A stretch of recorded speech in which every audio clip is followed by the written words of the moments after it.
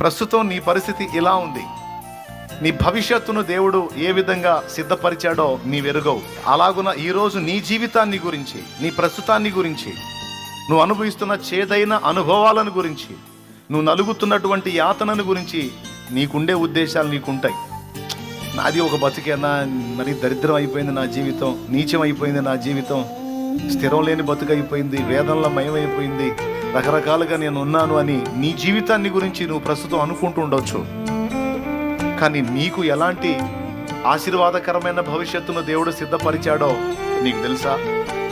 ఈరోజు శ్రమల కొలిమిలో నువ్వు కాలుతుండొచ్చు నాయనా, ఈరోజు శ్రమల కొలిమిలో కాలుతుండొచ్చమ్మా, ఈరోజు ఇబ్బంది కొలిమిలో నువ్వు పరీక్షించబడుతుండొచ్చు నాయనా. రేపు ఫ్యూచర్ ఒక ఆశీర్వాదకరమైనటువంటి రీతిలో అనేకులకు దీవెనకరమైన పాత్రగా ఆయన నిన్ను చేయబోతుండొచ్చు, చేస్తుండొచ్చు, చేసి ఉండొచ్చు.